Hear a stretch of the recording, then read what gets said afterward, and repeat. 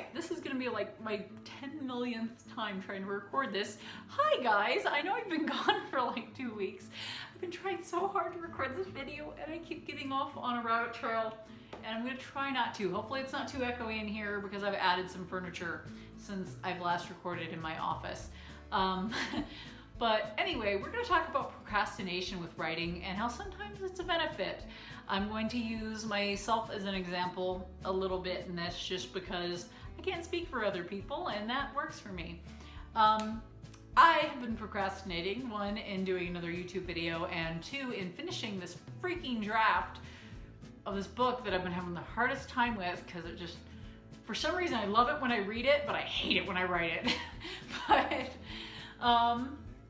I know how to fix a lot of the problems with it. I just need to do it in revisions, and I have notes and how to do it. But we're going to talk about how I've used procrastination to kind of help me with this, and we're going to dive into that in just a second.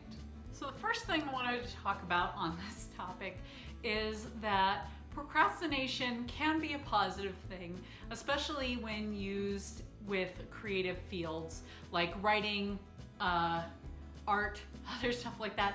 I don't do a lot of other creative fields, but procrastination can definitely be useful when used in moderation.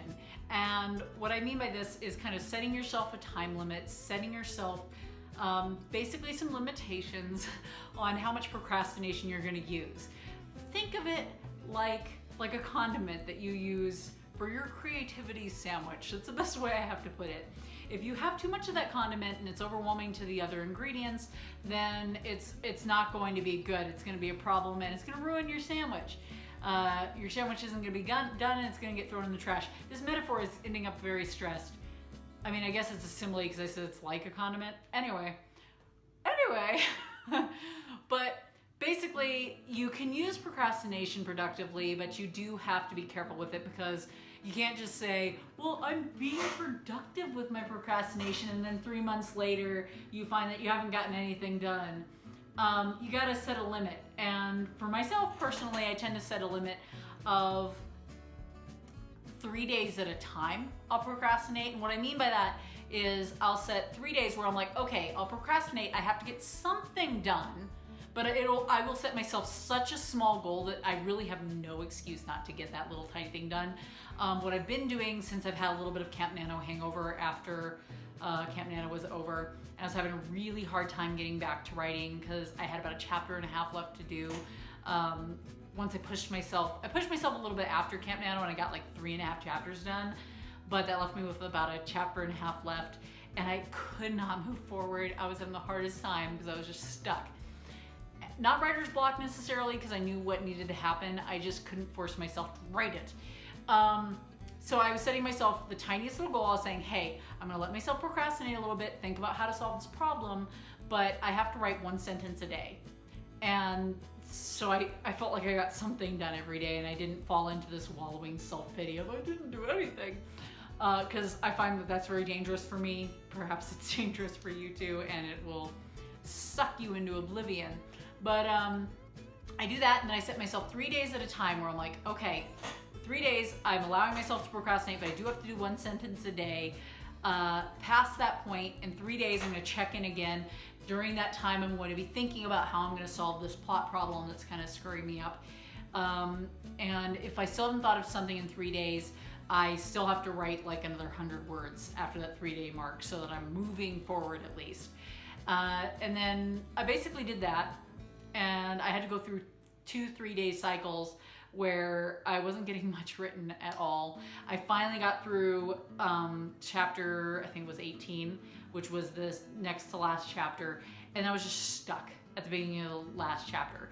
Not because of really a plot problem, more of a believability problem, but I needed that time to procrastinate because I needed, one, to figure out why I felt like I needed to procrastinate instead of just writing it, which turned out to be, one, I was feeling a little bit of anxiety about finishing my 3rd book as far as the first draft is concerned, because for some reason I've set this arbitrary idea in my head that once I get through the 3rd one, then this is an official hobby. It's not one that I can just drop like I've done with so many other hobbies before, like figure skating and swimming and all sorts of other stuff, bowling at one point. Anyway, I kind of have this like weird perception of myself that I'm a person who drops hobbies, and for some reason I set this thing where if I get through my third manuscript, the first draft, then I know this is something I'm going to stick with. And I was kind of setting this wall for myself there. And then secondly, I knew what was going to happen in this chapter, and for some reason I found it boring. Well, not for some reason, it was boring. It was very straightforward, and I didn't want to write it because it was boring and I didn't want to. So I had to think of something to spice it up a little bit, and I finally, through that procrastination and thinking about it, kind of came up with the solution to make it more spiced up. And we're going to talk about that a little bit more in a minute, but I have Grubhub on the way and I don't want the doorbell to ring while I'm on the video, so I will go over that a little bit more in a minute. All right, we're going to try to hurry this up because my dog's going to be begging for my food and my food's going to get cold. So I'm going to try to wrap this up quickly without taking forever like I have on other takes. So basically, because of my procrastination, I came up with a solution where I essentially realized that I could spice up this scene by having this doctor who's trying to smuggle this little girl who was exposed to this radiation that caused her to have this mutation. Not like a deformation mutation, but like she evolved a third lung and she can breathe underwater, but she also lost her hair in the process because of radiation. He's trying to sneak her past these government guys in their hospital who are trying to take all the people who were exposed to this facility to study them further, and him being Jewish Greek kind of is a little apprehensive about any time the government wants to take people to some facility for their own good. Anyway, he doesn't like the idea of this little girl who he's gotten attached to being taken there without her having a choice in the matter. So he's trying to find her family because he's pretty sure her mom is dead from the situation that happened. And he's trying to find some sort of extended family who can basically take custody of her and tell the government, no, we're not going to sign your forms. We're not letting you take her into your custody. We're taking her back to somewhere else. Anyway, I was having a hard time figuring out how I was going to raise attention in this particular scene, and I came up with this idea of, oh wait, what if he doesn't try to go straight to his office to do this research he needs to do to try to find her family? What if he has to go through the pediatric oncology ward, which is like the cancer ward for children? Because she would fit right in there because she very much looks like she would have been undergoing chemo, so they can kind of go through there easily without being noticed because the whole hospital is kind of looking for her, but she would blend in that situation. So I added this whole scene where they're going through there, and it spiced it up and got me excited about it again. And sometimes procrastination is really what you kind of need to come up with those. And again, this comes back to, you got to set a limit on your procrastination, because otherwise you'll end up like 3 months down the road and you haven't written anything.